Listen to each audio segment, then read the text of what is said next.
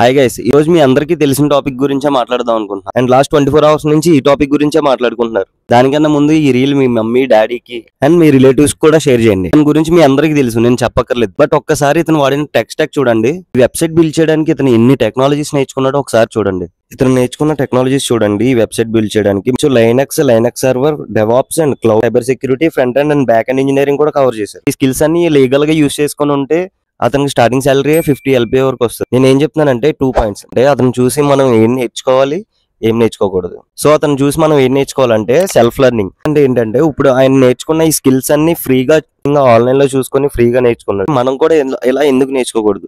మనకి చాలా రిసోర్సెస్ ఉన్నాయి ఫ్రీగా.